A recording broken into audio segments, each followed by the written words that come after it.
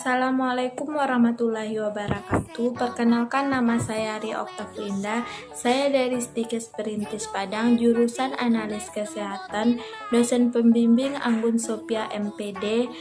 Judul materi konsep dan struktur DNA. Baiklah, langsung saja masuk materi yang pertama, yaitu pengertian DNA. DNA atau asam deoksiribonukleat dapat didefinisikan sebagai molekul yang mengkode informasi genetik yang diperlukan untuk perkembangan semua organisme hidup.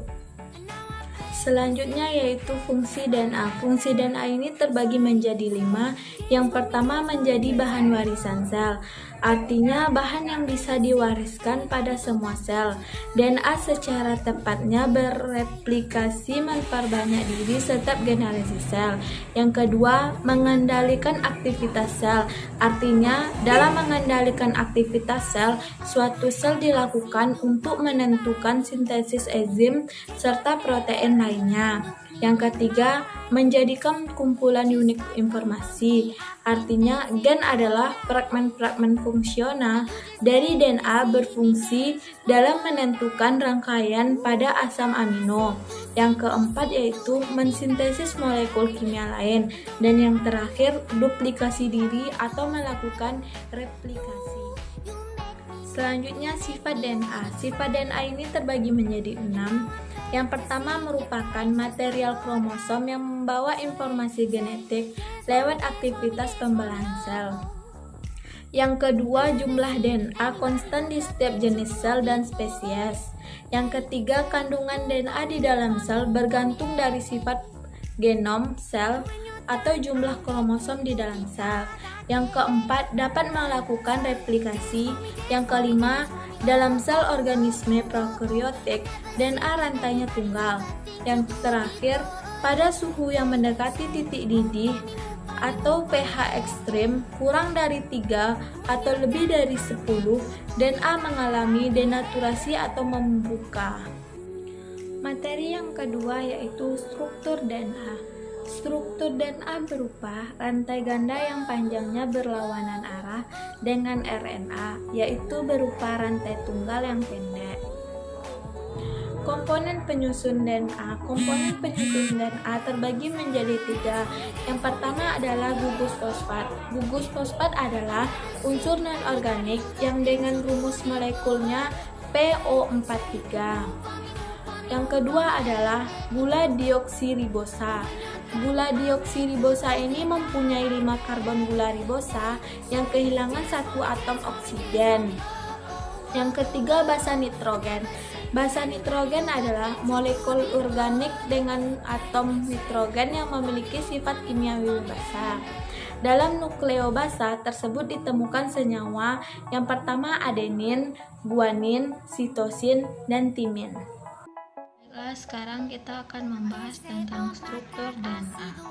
Satu nukleotida pembentuk dari double helix ini sendiri terdiri dari 1 gugus fosfat, 1 gugus deoksiribosa, dan basa nitrogen. Basa nitrogen ini sendiri terbagi menjadi 2. Yang pertama basa purin dan basa pirimidin. Basa purin ini sendiri terdiri dari adenin dan guanin. Basa pirimidin terdiri dari sitosin dan timin. Adenin biasanya dilambangkan dengan A dan guanin dengan G, sitosin dengan C, dan timin dengan T. Kedua basa nitrogen ini akan berikatan dengan basa purin dan pirimidin.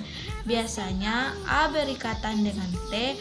A ini sendiri berasal dari basa purin, sedangkan T berasal dari basa pirimidin. Akan membentuk 2 ikatan hidrogen. G berikatan dengan C.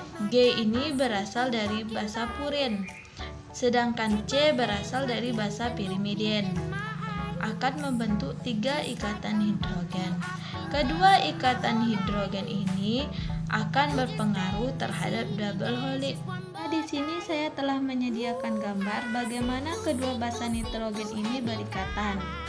Jadi di sini terdapat 1 nukleotida terdiri dari 1 gugus fosfat, 1 gula deoksiribosa, dan basa nitrogen. 1 nukleotida ini berikatan dengan nukleotida yang lain. Kita lihat dari ikatannya, terdapat 2 ikatan. Berarti bisa kita sebut dengan adenin dan timin. Berbeda dengan yang di bawah, terdapat 3 ikatan, bisa kita sebut dengan guanin dan sitosin. Struktur heliks DNA. 2 polnukleotida berbeda arah lalu saling bergabung dan terhubung menggunakan ikatan hidrogen yang lemah antara 2 basa nitrogen, yang mana basa purin berpasangan dengan basa pirimidin guna membentuk suatu struktur heliks ganda bernama struktur heliks DNA. Sekian video dari saya. Assalamualaikum warahmatullahi wabarakatuh.